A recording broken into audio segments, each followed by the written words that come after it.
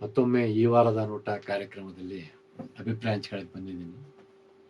ಇತ್ತೀಚೆಗೆ ನಿಮಗೆ ಕಳೆದ 4-5 ದಿವಸಗಳಿಂದ ಅಥವಾ ಕಳೆದ 1 ತಿಂಗಳ ವಿದ್ಯಮಾನ 4-5 ದಿನಗಳ ಬೆಳವಣಿಗೆಯನ್ನು ನೀವು ಗಮನಿಸಿದ್ದೀರ. ದಿಲ್ಲಿಯ ಜಂತರ್ ಮಂತರ್ನಲ್ಲಿ ನೀಟ್ ಪರೀಕ್ಷೆಯ ಹಗರಣ ಕುರಿತಂತೆ ಈ ದೇಶದ ಯುವಜನತೆ, ಅದರಲ್ಲೂ ಅವ್ರನ್ನ ಜನ್ಜಿ ಅಂತ ಏನು ಕರೀತಾ ಇದ್ದಾರೆ, ಅಂದರೆ 14ರಿಂದ 29ನೇ ವಯಸ್ಸಿನ ಒಂದು ಯುವಜನತೆ, ಅಂದರೆ 1997ರಿಂದ 2012 ಹುಟ್ಟಿದವ್ರನ್ನ ಜನ್ಜಿ ಅಂತ ಕರಿತಾ ಇದ್ದಾರೆ. 1981ರಿಂದ 1996 ಹುಟ್ಟಿದವ್ರನ್ನ ಮಿಲೇನಿಯಲ್ ಅಂತ ಕರಿತಾ ಇದ್ದಾರೆ. ಇದು ಒಂದು ಕರಿತಾ ಇದ್ದಾರೆ, ಏನು ವಿವರಗಳು ಮುಖ್ಯ ಅಲ್ಲ. ಈ ಯುವಜನತೆ ಅಂದರೆ ಒಂದು 15ರಿಂದ 14ರಿಂದ 29-30 ವಯಸ್ಸಿನ ಒಂದು ಯುವಜನತೆ ಏನಿದ್ದಾರೆ, ಕಳೆದ CJP ಕಾಕ್ರೋಚ್ ಜನತಾ ಪಕ್ಷ ಅನ್ನುವಂಥ ಒಂದು ಸಂಘಟನೆ ಇತ್ತೀಚೆಗೆ ಹುಟ್ಟಿಕೊಂಡಂಥ ಒಂದು ಆನ್ಲೈನ್ ಮೂಲಕ ಹುಟ್ಟಿಕೊಂಡಂಥದ್ದು. ಇವ್ರಿಗೆ ಯಾವುದೇ ಒಂದು ಸಿದ್ಧಾಂತ ಆಗಲಿ, ಒಂದು ಕಾರ್ಯಕ್ರಮವಾಗಲಿ, ಮ್ಯಾನಿಫೆಸ್ಟೋ ಆಗಲಿ ಏನು ಇಲ್ಲಿರುವಂಥ ಸಂಘಟನೆ, ಅದು ದಿಢೀರ್ನ ಹುಟ್ಕೊಂಡಿರುವಂಥ ಅಷ್ಟೇ ಜನಪ್ರಿಯ ಆಗಿರೋದಂತೂ ನಿಜ. ಇವರ ನೇತೃತ್ವದಲ್ಲಿ ಜಂತರ್ ಮಂತರ್ನಲ್ಲಿ ಕಳೆದ 1 ತಿಂಗಳಿಂದ ನೀಟ್ ಹಗರಣದ ಕುರಿತಂತೆ ನೀಟ್ ಪ್ರವೇಶ ಪರೀಕ್ಷೆಯನ್ನು ರದ್ದು ಮಾಡಬೇಕು, ಧರ್ಮೇಂದ್ರ ಪ್ರಧಾನ್ ಏನು ಕೇಂದ್ರ ಶಿಕ್ಷಣ ಮಂತ್ರಿ ಇದ್ದಾರೆ, ಅವರ ಕಾಲಘಟ್ಟದಲ್ಲೇ ಏನು ನೀಟ್ ಪ್ರಶ್ನೆ ಪತ್ರಿಕೆ ಬಯಲಾಯಿತು, ಅವ್ರು ರಾಜೀನಾಮೆ ಕೊಡಬೇಕು ಎನ್ನುವಂತಹ 2 ಅಂಶದ ಬೇಡಿಕೆ ಇಟ್ಕೊಂಡು ಹೋರಾಟ ಮಾಡ್ತಿದ್ದಾರೆ. ಅದು ನಿಮಗೆಲ್ಲ ಗೊತ್ತಿದೆ. ಇವರ ಹೋರಾಟಕ್ಕೆ ಅಭಿಜಿತ್ ದೀಪ್ಕೆ ಅನ್ನುವಂಥವ್ರು ಸಂಸ್ಥಾಪಕರು, CJPಯ ಸಂಸ್ಥಾಪಕರು, ಅವರು ಸಕ್ರಿಯವಾಗಿದ್ದಾರೆ. ಅದರಲ್ಲಿ ಇವರಿಗೆ ಬೆಂಬಲವಾಗಿ ಸೋನಮ್ ವಾಂಗ್ಚುಕ್ ಅವರು, ಲಡಖ್ನಲ್ಲಿದ್ದಂಥ ಒಬ್ಬ ಇಂಜಿನಿಯರ್, ತಂತ್ರಜ್ಞಾನ, ಇವತ್ತು ಸಾಮಾಜಿಕ ಕಾರ್ಯಕರ್ತರು ಹೌದು, ಅವರು ಬೆಂಬಲ ಸೂಚಿಸಿ ನೋಡಿದ್ದೀವಿ. ಅವರಿಗೆ ಸತತವಾಗಿ 21 ದಿನಗಳ ಕಾಲ ಉಪವಾಸ ಮುಷ್ಕರ ಮಾಡಿದ್ದು, ನಂತರ ಅವರನ್ನು ಕೇಂದ್ರ ಸರ್ಕಾರ ಗೃಹ ಇಲಾಖೆ, ಅಮಿತ್ ಶಾ ಅವರ ಗೃಹ ಇಲಾಖೆ ಅವ್ರನ್ನ ಬಂದ್ಬಿಟ್ಟು ಆಸ್ಪತ್ರೆಯಲ್ಲಿ ಅಡ್ಮಿಟ್ ಮಾಡಿದ್ದನ್ನು ಕೂಡ ನಾವು ನೋಡ್ತಾ ಇದ್ದೀವಿ. ಇದೆಲ್ಲವೂ ಬೆಳವಣಿಗೆ ನಿಮ್ಗೆ ಗೊತ್ತಿದ್ದಾವೆ. ಮತ್ತು 20ನೇ ತಾರೀಕು ಈ ಯುವಜನತೆ ನಾವು ಮಾತಾಡ್ತಾ ಇದ್ದೀವಿ. ಸಂಸತ್ ಚಲೋ ಎನ್ನುವಂತಹ ಒಂದು ದೊಡ್ಡ ಮಟ್ಟದ ಒಂದು ರ್ಯಾಲಿ, ಜಾಥಾವನ್ನು ಹಮ್ಮಿಕೊಂಡಾಗ ಅದನ್ನು ತಡೆ ಹಿಡಿಯೋದಕ್ಕೋಸ್ಕರ ಇಡೀ ಅಮಿತ್ ಶಾ ನೇತೃತ್ವದ ಅಮಿತ್ ಅಡಿಯಲ್ಲಿ ಬರುವಂತಹ ಗೃಹ ಇಲಾಖೆಯ ಪೊಲೀಸ್ ಸಿಬ್ಬಂದಿ, ರಿಸರ್ವ್ ಪೊಲೀಸ್ ಮತ್ತು ದೆಹಲಿ ಪೊಲೀಸ್ ಮತ್ತು CRPF ಒಟ್ಟಿಗೆ ಸೇರ್ಕೊಂಡ್ಬಿಟ್ಟು ಈ ಯುವಜನತೆಯ ಮೇಲೆ ಹಲ್ಲೆ ನಡೆಸಿದ್ದನ್ನು ಕೂಡ ನೋಡ್ತಾ ಇದ್ದೀವಿ. ಅದರ ವಿಡಿಯೋಗಳು, ಸಾಕಷ್ಟು ವಿಡಿಯೋಗಳು ನಿಮಗೆ ದಾಖಲೆ ಸಿಗ್ತಾ ಇದ್ದಾವೆ. ಹಲ್ಲೆ ನಡೆಸಿದ್ದಾರೆ, ದೌರ್ಜನ್ಯ ನಡೆಸಿದ್ದಾರೆ, ಹೆಣ್ಣು ಮಕ್ಕಳ ಮೇಲೆ ಹಲ್ಲೆ ಮಾಡಿದ್ದಾರೆ, ಬಟ್ಟೆಗಳನ್ನು ಕಿತ್ತಿದ್ದಾರೆ. ಈ ಥರದ ಒಂದು ಅಮಾನುಷವಾಗಿ, ಅನಾಗರಿಕವಾಗಿ ನಡ್ಕೊಂಡಿರೋದನ್ನು ನೋಡ್ತಾ ಇದ್ದೀವಿ. ಇದನ್ನು ಪ್ರಶ್ನಿಸ್ಬಿಟ್ಟು ಸುಪ್ರೀಂ ಕೋರ್ಟಲ್ಲಿ ಒಂದು ಅಪೀಲ್ ಸಲ್ಲಿಸಿದರೆ, ಈ ದೆಹಲಿ ಈ ಸಂಸತ್ ಚಲೋ ಜಾಥಾ ಸಂದರ್ಭದಲ್ಲಿ ದೆಹಲಿ ಪೊಲೀಸರ ಈ ದೌರ್ಜನ್ಯ ಕುರಿತು ವಿಚಾರಣೆ ನಡೆಸ್ಬೇಕಂತ ಹೇಳ್ಬಿಟ್ಟು ಸುಪ್ರೀಂ ಕೋರ್ಟಲ್ಲಿ ಅರ್ಜಿ ಸಲ್ಲಿಸಿದರೆ, ಸುಪ್ರೀಂ ಕೋರ್ಟ್ ಅಂತ ಅವಸರ ಏನಿದೆ ಅಂತ ಹೇಳ್ಬಿಟ್ಟು ಅದು ಸಹ ಈಗಲೇ ತೆಗೆದುಕೊಂಡಿಲ್ಲ. ಇದು ಕಳೆದ 4-5 ದಿನಗಳ ಬೆಳವಣಿಗೆಯನ್ನು ನಾವು ನೋಡ್ತಾ ಇದ್ದೀವಿ. ಮತ್ತು ಆರಂಭದಲ್ಲಿ ಈ CJP ಪಕ್ಷದ ಕುರಿತಂತೆ ಅನೇಕರಿಗೆ ಅನುಮಾನ ಇದ್ದಿದ್ದು ಕೂಡ ನಿಜ. ಆದರೆ ಇದು 2011ರಲ್ಲಿ ಆದಂತೆ ಅಣ್ಣಾ ಹಜಾರೆ ಹೋರಾಟದ ಇಂಡಿಯಾ ಅಗೇನ್ಸ್ಟ್ ಕರಪ್ಷನ್ ರೀತಿ ಆಗ್ಬಿಡುತ್ತೆ, ಅಥವಾ ಅಣ್ಣಾ ಹಜಾರೆ ಒಂದು ರೀತಿಯಲ್ಲಿ RSSನ ಒಳಗಡೆಯಿಂದಲೇ RSS ಮತ್ತು BJP ಅದಕ್ಕೆ ಸ್ಪಾನ್ಸರ್ ಮಾಡಿದ್ದು ಕೂಡ ಆಮೇಲೆ ಎಲ್ಲರಿಗೂ ಗೊತ್ತಾಗಿದ್ದು ನೋಡ್ತಾ ಇದ್ದೀವಿ. ಮತ್ತು ಅದು ಯಾವ ರೀತಿ ಮೋದಿ ನೇತೃತ್ವದ ಚುನಾಯಿತ ಸರ್ವಾಧಿಕಾರಿ ಅಧಿಕಾರಕ್ಕೆ ಬರೋಕ್ಕೆ ಕಾರಣ ಇತ್ತು. ಆಮೇಲೆ ಆ ನಂತರ ಅಣ್ಣಾ ಹಜಾರೆ ನೇತೃತ್ವದ ಇಂಡಿಯನ್ ಕರಪ್ಷನ್ ಸಂಪೂರ್ಣವಾಗಿ ಡಿಸ್ಮೆಂಟಲ್ ಆಗಿದ್ದು ಕೂಡ ನೋಡ್ತಾ ಇದ್ದೀವಿ. ಈ ಎಲ್ಲ ಕಾರಣಗಳಿಂದ ಈ CJP ಪಕ್ಷದ ಬಗ್ಗೆ ಕೂಡ ಅನೇಕರಿಗೆ ಆ ರೀತಿ ಅನುಮಾನಗಳಿರೋದನ್ನು ಕೂಡ ನಾವು ಓದಿದ್ದೀವಿ. ಮತ್ತು ಇನ್ನೂ ಕೆಲವರು BJPನೇ ಉದ್ದೇಶಪೂರ್ವಕವಾಗಿ CJP ಪಕ್ಷವನ್ನು ಫ್ರೀಯಾಗಿ ಬಿಟ್ಬಿಟ್ಟಿದ್ದಾರೆ. ಯಾತಕ್ಕೋಸ್ಕರ ಅಂದರೆ ಕಾಂಗ್ರೆಸ್ ಈಗಾಗಲೇ ನೀಟ್ ಪರೀಕ್ಷೆಯ ವಿರುದ್ಧ ಮತ್ತು ಅದರ ಹಗರಣದ ವಿರುದ್ಧ ದೊಡ್ಡ ಮಟ್ಟದ ಒಂದು ಕಾಂಗ್ರೆಸ್ ಮತ್ತು NSUAನವರು ಈ ವಿಷಯದಲ್ಲಿ, ಮಿಕ್ಕ ವಿಷಯದಲ್ಲಿ ನಿಷ್ಕ್ರಿಯತೆ ಇರೋದು ನಿಜ. ಆದರೆ ನೀಟ್ ವಿಷಯದ ಹಗರಣಕ್ಕೆ ಸಂಬಂಧಪಟ್ಟಂತೆ ದೊಡ್ಡ ಮಟ್ಟದ ಕ್ಯಾಂಪೇನ್ ಮಾಡಿದ್ದು ನಿಜ, ಪ್ರಚಾರ ಮಾಡ್ತಿದ್ದದ್ದು ನಿಜ. ಕೋಟಾದಲ್ಲಿ ಮಾಡಿದರು, ಅದಕ್ಕಿಂತ ಮುಂಚೆ ಮಧ್ಯಪ್ರದೇಶದಲ್ಲಿ ಮಾಡಿದರು, ಮೊನ್ನೆ ಡೆಹ್ರಾಡೂನಲ್ಲಿ ಕೂಡ ಮಾಡಿದ್ದನ್ನು ನೋಡ್ತಾರೆ. ಲಕ್ಷಾಂತರ ಯುವಜನತೆಯನ್ನು ಸೇರಿಸ್ಬಿಟ್ಟು ರಾಹುಲ್ ಗಾಂಧಿ ಅವರು ಪ್ರೆಸೆಂಟೇಷನ್ ಕೊಡ್ತಾ ಇದ್ದಿದ್ದು, ದೊಡ್ಡ ಮಟ್ಟದ ಕ್ಯಾಂಪೇನ್ ಮಾಡ್ತಾ ಇದ್ದಿದ್ದನ್ನು ನೋಡ್ತಾ ಇದ್ದೀವಿ. ನೆರೇಷನ್ ಸೆಟ್ ಆಗ್ತಾ ಇತ್ತು. ಅದೇ ರೀತಿ ಎಡಕ್ಷ ಪಕ್ಷಗಳ ಸಂಘಟನೆಗಳು ಸಹ ಈ ನೀಟ್ ಹಗರಣದ ವಿರುದ್ಧ ಅವರು ಸಮಗ್ರವಾಗಿ ಶಿಕ್ಷಣದ ವ್ಯವಸ್ಥೆ ಬಗ್ಗೆ ಹೋರಾಟ ಮಾಡ್ತಾ ಇದ್ದಿದ್ದನ್ನು ನೋಡ್ತಾ ಇದ್ದೀವಿ. ಇದನ್ನು ದಾರಿ ತಪ್ಪಿಸಲಿಕ್ಕೆ, ಅವರನ್ನು ಡಮ್ಮಿ ಮಾಡಲಿಕ್ಕೆ CJP ಪಕ್ಷವನ್ನು ಬೆಂಬಲಿಸಿದ್ದಾರೆ ಎನ್ನುವಂಥ ಆರೋಪಗಳು ಕೂಡ ಆರಂಭದಲ್ಲಿ ಕೇಳಿಬಂದು. ಆದರೆ ಆರೋಪದಲ್ಲಿ ಸತ್ಯ ಎಷ್ಟಿದೆ, ಸುಳ್ಳು ಎಷ್ಟಿದೆ ಅಂತ ನಮಗೆ ಗೊತ್ತಿಲ್ಲದಿರೋದ್ರಿಂದ ಅದರ ಬಗ್ಗೆ ನಾವು ಮಾತನಾಡ್ದೇನೆ. ಈಗ ಕಳೆದ ಒಂದು ತಿಂಗಳಿಂದ ಜಂತರ್ ಮಂತರ್ನಲ್ಲಿ ನಡೆದಿರುವಂಥ ಹೋರಾಟ ಮಾತ್ರ ಅದಕ್ಕೆ ಬಂದಂಥ ಬೆಂಬಲ ಇದೆಯಲ್ಲ, ಒಂದು ಆರ್ಗ್ಯಾನಿಕ್ ಬೆಂಬಲ ಆಗಿತ್ತು. 20ನೇ ತಾರೀಕು ಸಂಸತ್ ಚಲೋ ಎನ್ನುವಂತಹ ಆ ಜಾಥಾದಲ್ಲಿ ಸುಮಾರು 1.5 ಲಕ್ಷ ಜನ ವಿದ್ಯಾರ್ಥಿಗಳು, ಯುವಜನತೆ ಭಾಗವಹಿಸಿದ್ರು ಎನ್ನುವಂಥ ವರದಿಗಳು ಕೂಡ ನಾವು ಅಲ್ಲಿಯ ಸಾಕ್ಷಿಯಾಗಿದ್ದಂಥ, ಕಣ್ಣಾರೆ ಸಾಕ್ಷಿಯಾದಂಥ ಅನೇಕ ಸ್ನೇಹಿತರು ಕೂಡ ಅದ್ರ ಬಗ್ಗೆ ಮಾತನಾಡಿದ್ದಾರೆ. ಹೀಗಾಗಿ 20ರ ಒಂದು ಜಾಥಾ ಏನಿತ್ತು, ಧರ್ಮೇಂದ್ರ ಪ್ರಧಾನ್ ಅವರ ರಾಜೀನಾಮೆ ಮತ್ತು ನೀಟ್ ಪರೀಕ್ಷಾ ಪದ್ಧತಿಯ ರದ್ದತಿ ಬಗ್ಗೆ ಜಾಥಾ ನಡೆದಿತ್ತು, ಅದೊಂದು ಅಭೂತಪೂರ್ವ ಅಂತ ಹೇಳ್ಬೇಕಾಗತ್ತೆ. ಮತ್ತು ಇದುವರೆಗೆ ನಾವು ಯುವಜನತೆ ಹೋರಾಟಕ್ಕೆ ಬರ್ತಾ ಇಲ್ಲ, ಯಾರು ಬರ್ತಾ ಇಲ್ಲ ತಂದ ಸಂದರ್ಭದಲ್ಲಿ ಇವರು ತಮ್ಮಗೆ ಸ್ವಯಂ ಪ್ರೇರಿತರಾಗಿ ಬರ್ತಾ ಇದ್ದಾರೆ ಮತ್ತು ಸಾವಿರಾರು ಸಂಖ್ಯೆಯಲ್ಲಿ ಜನಗಳು ಸೇರ್ತಾ ಇದ್ದಾರೆ. ಬೆಂಗಳೂರಿನ ಫ್ರೀಡಂ ಪಾರ್ಕಲ್ಲಿ ಸೇರ್ತಾ ಇದ್ದಾರೆ, ವೆಸ್ಟ್ ಬೆಂಗಾಲಲ್ಲಿ ಸೇರ್ತಾ ಇದ್ದಾರೆ, ಮಧ್ಯಪ್ರದೇಶ, ಈಗ ಅನೇಕ ರಾಜ್ಯಗಳಲ್ಲಿ ಸೇರ್ತಾ ಇದ್ದಾರೆ. ಡೆಲ್ಲಿ ಒಂದು ಎಪಿ ಸೆಂಟರ್ ತರ ನಮಗೆ ಕಾಣಿಸ್ತಾ ಇದೆ. ಅಂದ್ರೆ ಸ್ವಯಂ ಪ್ರೇರಿತರಾಗಿ ಬರ್ತಾ ಇದ್ದಾರೆ ಮತ್ತು ಒಂದು ಪ್ರಭುತ್ವದ ಒಂದು ಪ್ರಭುತ್ವ ಮಾತಾಡ್ತಾ ಇದ್ದಾರೆ. ಅನೇಕ ವಿಡಿಯೋಗಳನ್ನ ನಾನು ಕಳೆದ 4-5 ದಿವಸಗಳಲ್ಲಿ ನೋಡಿದಾಗ ಒಂದು ಪ್ರಬುದ್ಧತೆಯಿಂದ ಮಾತಾಡ್ತಾ ಇದ್ದಾರೆ ಮತ್ತು ಎಲ್ಲಿ ಬಿಕ್ಕಟ್ಟಿದೆ ಆ ಸಮಸ್ಯೆ ಬಗ್ಗೆ ಮಾತಾಡ್ತಾರೆ ಮತ್ತು ಮುಖ್ಯವಾಗಿ ಮೋದಿಯವರನ್ನ ನೇರವಾಗಿ ಗುರಿ ಮಾಡ್ತಾ ಇದ್ದಾರೆ. ಮೋದಿಯವರೇ ನೇರವಾಗಿ ಹೊಣೆಗಾರಿಕೆ ಹೊರಬೇಕು, ಅವರು ರಾಜೀನಾಮೆ ಕೊಡ್ಬೇಕು ಎನ್ನುವಂಥ ಮಾತುಗಳನ್ನ ಈ ಜನ್ಜಿ ಅಂತ ಕರಿತಾ ಇದ್ದೀವಿ, ಈ ಯುವಜನತೆ, ಜನ್ಜಿ ಯುವಜನತೆ ಮಾತನಾಡ್ತಾ ಇದ್ದಾರೆ. ಇದು ಕೂಡ ಒಂದು ನಾವು ಯಾರು ನಿರೀಕ್ಷೆ ಮಾಡಲಾರಂಥ ಒಂದು ಹೊಸ ಬೆಳವಣಿಗೆ ಅಂತ ಹೇಳ್ಬೇಕಾಗತ್ತೆ. ಯಾಕಂತಂದ್ರೆ ಈ ಜನ್ಜಿಯ ಪೋಷಕರು ಬಹುತೇಕರು ಬಿಜೆಪಿಯನ್ನ ಬೆಂಬಲಿಸಿದವರಾಗಿದ್ರು ಅಥವಾ ಬಿಜೆಪಿಗೆ ಮತ ಹಾಕಿರೋರಾಗಿದ್ರು.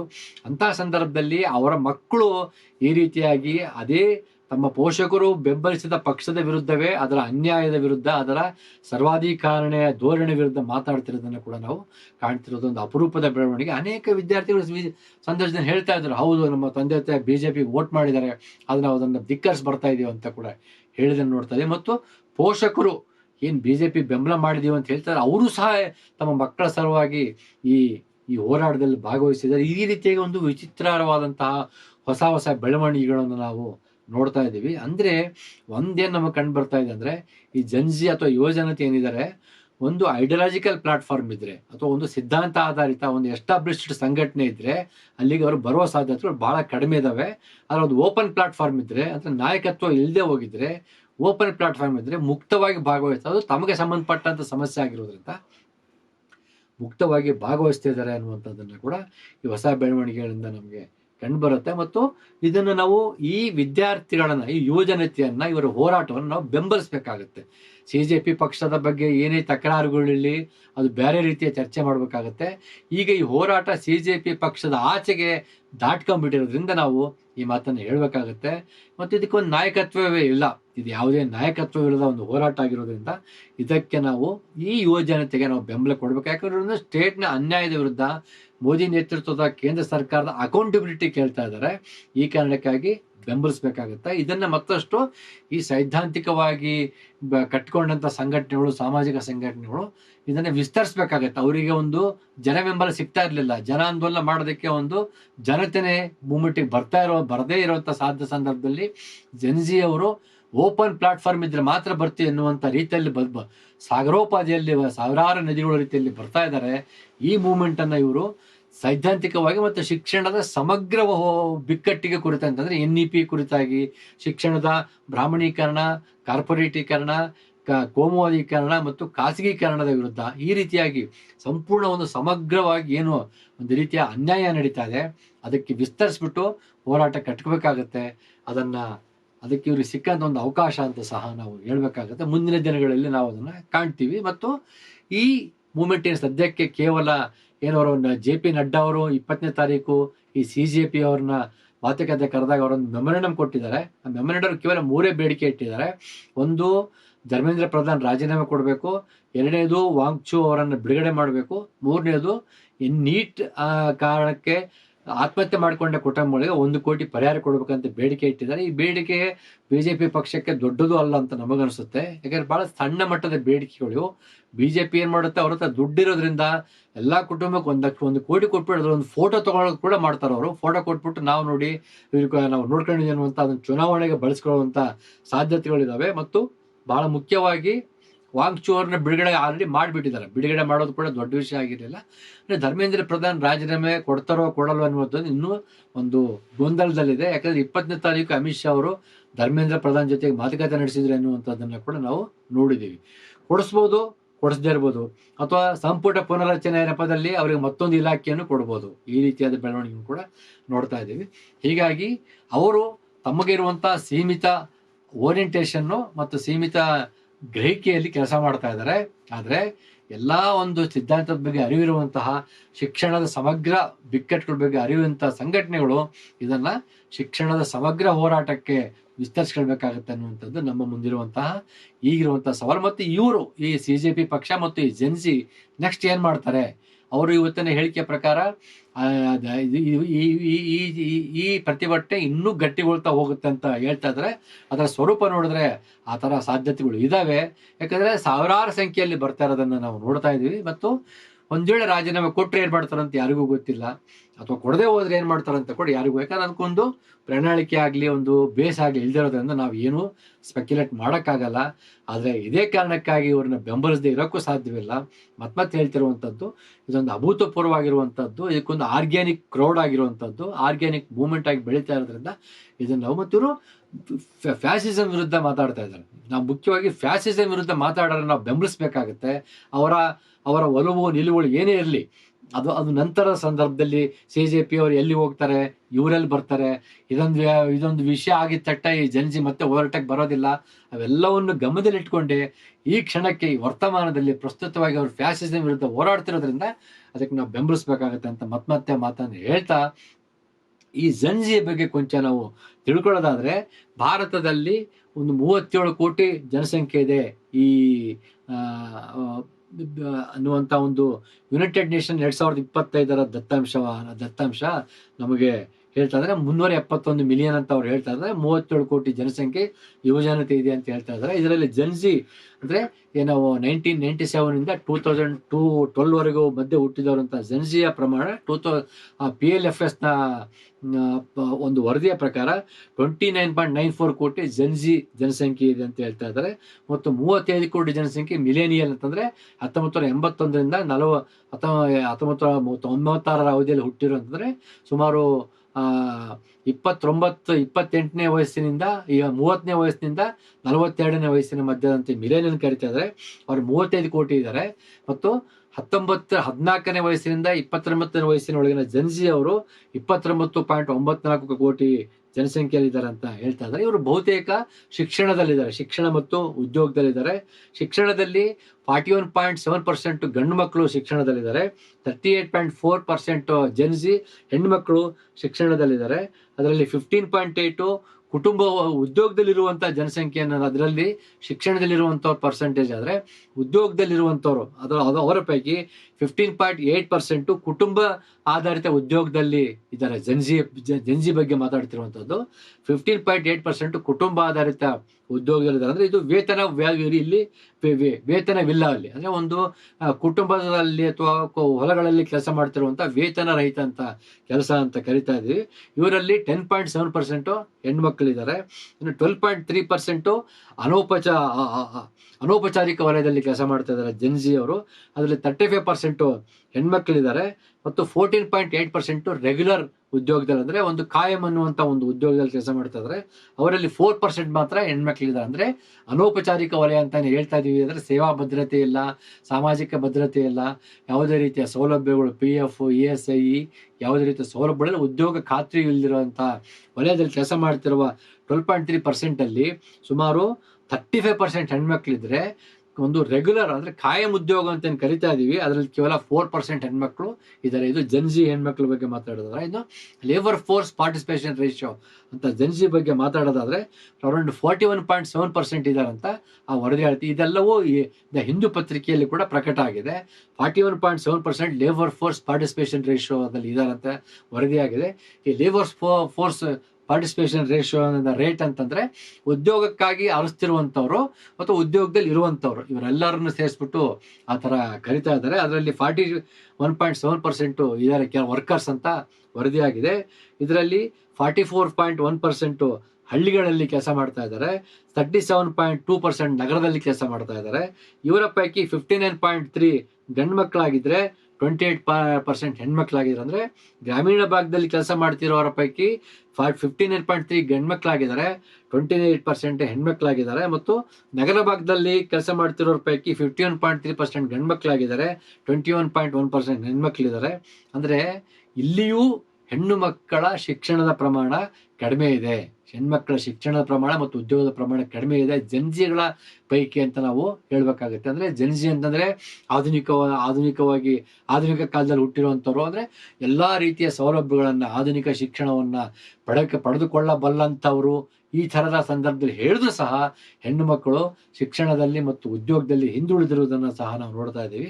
ಮತ್ತು ಈ ಜನ್ಜಿಗಳಲ್ಲಿ ನಿರುದ್ಯೋಗದ ಪ್ರಮಾಣ 11.9% ಇದೆ ಅಂತ ವರದಿಯಾಗಿದೆ. ಇದರಲ್ಲಿ ನಗರದಲ್ಲಿ ಅತಿ ಹೆಚ್ಚಿನ ಪ್ರಮಾಣದ ನಿರುದ್ಯೋಗವಿದೆ, 17.1% ಜನ್ಜಿಗಳ ಪೈಕಿ ಅಂತ ಹೇಳ್ತಾ ಇದ್ದಾರೆ. ಈ 17.1% ಅಲ್ಲಿ 22.6% ಹೆಣ್ಮಕ್ಳು ನಿರುದ್ಯೋಗದಲ್ಲಿದೆ ಅಂತ ಹೇಳ್ತಾ ಇದ್ದಾರೆ. ಮತ್ತು ಈ ನಿರುದ್ಯೋಗದಲ್ಲಿಯೂ ಪದವೀಧರ ನಿರುದ್ಯೋಗಗಳ ಜನಸಂಖ್ಯೆ ಜಾಸ್ತಿ ಇದೆ. ಪದವೀಧರ ಜನ್ಜಿ ಗಂಡು ಮಕ್ಕಳ ನಿರುದ್ಯೋಗದ ಪ್ರಮಾಣ 29% ಇದೆ. ಮತ್ತು ಪದವೀಧರ ಹೆಣ್ಣು ಮಕ್ಕಳ ನಿರುದ್ಯೋಗದ ಪ್ರಮಾಣ 36.9% ಇದೆ. ಅಂದ್ರೆ ಇಲ್ಲಿಯೂ ಸಹ ಪದವೀಧರರ ನಿರುದ್ಯೋಗದ ಪ್ರಮಾಣ ಹೆಚ್ಚಿನ ಪ್ರಮಾಣ. ಅಂದ್ರೆ ಡ್ರಾಪ್ಔಟ್ ಆದ್ರೆ 8ನೇ ತರಗತಿಗೆ 10ನೇ ತರಗತಿಗೆ ಅಥವಾ PUCಗೆ ಡ್ರಾಪ್ಔಟ್ ಆದವರಲ್ಲಿ ನಿರುದ್ಯೋಗದ ಪ್ರಮಾಣ ಕಡಿಮೆ ಇದೆ. ಯಾಕಂದ್ರೆ ಅವರು ಯಾವುದೋ ಒಂದು ಉದ್ಯೋಗಕ್ಕೋಸ್ಕರ ಡ್ರಾಪ್ಔಟ್ ಆಗಿರ್ತಾರೆ ಅಥವಾ ಮನೆಯಲ್ಲಿ ಬಡತನದ ಕಾರಣಕ್ಕೆ ಡ್ರಾಪ್ಔಟ್ ಆಗಿರ್ತಾರೆ, ಅವ್ರಿಗೆ ಉದ್ಯೋಗ ಸಿಗ್ತಾ ಇದೆ. ಆದರೆ ಪದವಿ ಪಡೆದಿರೋರಲ್ಲಿ, ಸ್ನಾತಕೋತ್ತರ ಪಡೆದಿರೋರಲ್ಲಿ ನಿರುದ್ಯೋಗದ ಪ್ರಮಾಣ ಜಾಸ್ತಿ ಇದೆ ಅಂತ ಹೇಳ್ಬೇಕಾಗತ್ತೆ. ಅದೇ ರೀತಿ ಮಿಲೇನಿಯಲ್ ಬಗ್ಗೆ ಮಾತಾಡೋದಾದ್ರೆ ಅಲ್ಲಿ ಗಂಡು ಮಕ್ಕಳ ನಿರುದ್ಯೋಗದ ಪ್ರಮಾಣ 5.2% ಇದೆ, ಹೆಣ್ಣು ಮಕ್ಕಳ ನಿರುದ್ಯೋಗ ಪ್ರಮಾಣ 13.8% ಇದೆ. ಇನ್ನು ಮಿಲೇನಿಯಲ್ ಬಗ್ಗೆ ಮಾತಾಡೋದಾದ್ರೆ 20.10 ಜನ್ಜಿ ಅವರಲ್ಲಿ ಸಾಮಾಜಿಕ ಭದ್ರತೆ ಅಂದ್ರೆ ಸೋಷಿಯಲ್ ಸೆಕ್ಯೂರಿಟಿ ಇರುವಂತಹ ಜನ್ಜಿಯ ಪ್ರಮಾಣ 20.1% ಇದೆ. ಇವರೆಲ್ಲರೂ ಬಹುತೇಕ ಮಿಡ್ಲ್ ಕ್ಲಾಸ್ನ ವರ್ಗಕ್ಕೆ ಸೇರಿದವರಾಗಿರ್ತಾರೆ. ಇನ್ನು ಔಪಚಾರಿಕ ಉದ್ಯೋಗದಲ್ಲಿ 14% ಇದ್ದಾರೆ. ಆದರೆ 17.9% ಅನೌಪಚಾರಿಕ ವಲಯದಲ್ಲಿ ಉದ್ಯೋಗ ಇದೆ. ಅಂದ್ರೆ ಇವರಿಗೆ ಉದ್ಯೋಗ ಭದ್ರತೆ ಇಲ್ಲ. ಇದು ಜನ್ಜಿ ಬಗ್ಗೆ ಇರುವಂತಹ ಒಂದು ಸಣ್ಣ ಮಟ್ಟದ ಒಂದು ಸಂಕ್ಷಿಪ್ತ ದತ್ತಾಂಶ ಅಂತ ಹೇಳ್ಬೇಕಾಗುತ್ತೆ. ಈ ದತ್ತಾಂಶವನ್ನು ನೋಡಿದ್ರೆ ಅವರ ಭವಿಷ್ಯವು ಒಂದು ಭದ್ರವಾಗಿಲ್ಲ, ಅವ್ರ ಭವಿಷ್ಯದಲ್ಲಿಯೂ ಯಾವುದೇ ಒಂದು ಆಶಾದಾಯಕವಾಗಿಲ್ಲ ಅನ್ನೋದನ್ನು ನಮ್ಮ ಕಣ್ಣಿಗೆ ಕಾಣಿಸುತ್ತೆ. ಯಾಕಂದ್ರೆ ಓದ್ತಾ ಇದ್ದಾರೆ, ಜನ್ಜಿಗಳಲ್ಲಿ ಬಹುತೇಕರು ಶಿಕ್ಷಣ ಪಡಿತಾ ಇದ್ದಾರೆ ಅಂತ ನಾವು ಹೇಳಿದ್ರು ಸಹ ಅವ್ರಿಗೆ ಉದ್ಯೋಗ ಭದ್ರತೆ ಇಲ್ಲ ಅನ್ನೋದನ್ನ ಕೂಡ ನಾವು ದತ್ತಾಂಶದಿಂದ ನೋಡ್ತಾ ಇದ್ದೀವಿ. ಅಂದ್ರೆ ಈಗ ಇನ್ನೂ ಇವರು ನೀಟ್ ಹಗರಣದ ಬಗ್ಗೆ ಮಾತಾಡ್ತಾ ಇದ್ದಾರೆ. ನೀಟನ್ನು ತಿರಸ್ಕರಿಸಬೇಕಾದ್ರೆ ಇನ್ನೂ ವ್ಯಾಸಂಗ ಕ್ರಮಕ್ಕೆ ಬೇಕಾದಂತ ಪ್ರವೇಶ ಪರೀಕ್ಷೆ ಬಗ್ಗೆ, ಅಲ್ಲಿನ ಅವ್ಯವಹಾರಗಳ ಬಗ್ಗೆ, ಅಲ್ಲಿನ ಅನ್ಯಾಯದ ಬಗ್ಗೆ ಮಾತಾಡ್ತಾ ಇದ್ದಾರೆ. ಆದ್ರೆ ಶಿಕ್ಷಣ ಪಡೆದು ಪದವೀಧರರಾದ ನಂತರ ಸ್ನಾತಕೋತ್ತರ ಪದವಿ ಪಡೆದರೆ, ಸಂಶೋಧನಾ ಪದವಿ ಪಡೆದ ನಂತರ ಅವರಿಗೆ ಉದ್ಯೋಗ ಸಿಗುವುದು ಖಾತ್ರಿ ಅನ್ನುವಂಥ ಸ್ಥಿತಿ ಅವರಿಗೆ ಕಾಯ್ತಾ ಇದೆ. ಇದು ಜನ್ಜಿಗಳ ಮುಂದಿರುವಂಥ ಮತ್ತೊಂದು ಸವಾಲು. ಅದಕ್ಕೋಸ್ಕರ ಇನ್ನು ಯಾವ ರೀತಿಯ ಹೋರಾಟ ಮಾಡಬೇಕು ಎನ್ನುವುದನ್ನ ನಮ್ಮ ಊಹೆಗೂ ನಿಲ್ಕುವುದಿಲ್ಲ. ಮತ್ತು ಅವ್ರಿಗೂ ಗೊತ್ತಿರುವಂಥದ್ದಿದೆ. ಯಾಕಂದ್ರೆ ಅವರು ಓದಿಗೂ ಉದ್ಯೋಗ ಮಾರುಕಟ್ಟೆಗೂ ಯಾವುದೇ ಸಂಬಂಧವಿಲ್ಲ ಅನ್ನುವಂಥದ್ದನ್ನು ಕೂಡ ನೋಡ್ತಾವೆ. ಸರ್ಕಾರ ಈ ಶಿಕ್ಷಣಕ್ಕೆ ತಕ್ಕಂತೆ ಅವರು ಕಲಿತ ಶಿಕ್ಷಣಕ್ಕೆ ತಕ್ಕಂತ ಉದ್ಯೋಗ ಮಾರುಕಟ್ಟೆಯನ್ನು ಸೃಷ್ಟಿಸುವಲ್ಲಿ ವಿಫಲ ಆಗಿದೆ. ಅದನ್ನು ಕೂಡ ನಾವು ನೋಡ್ತಾ ಇದ್ದೀವಿ. ಮತ್ತು ಇವರಿಗೆ ಗೊತ್ತಿದೆ ಏನಾಗುತ್ತೆ ತಮ್ಮ ಭವಿಷ್ಯ ಅಂತ ಹೇಳ್ಬಿಟ್ಟು. ಹೀಗಾಗಿ ಈಗ ಸ್ಪರ್ಧಾತ್ಮಕ ಪರೀಕ್ಷೆಗಳಲ್ಲಿ ಇರುವಂತಹ ಅವ್ಯವಹಾರ, ಭ್ರಷ್ಟಾಚಾರ ಮತ್ತು ಅನ್ಯಾಯದ ಬಗ್ಗೆ ಹೋರಾಡ್ತಾ ಇದ್ದಾರೆ.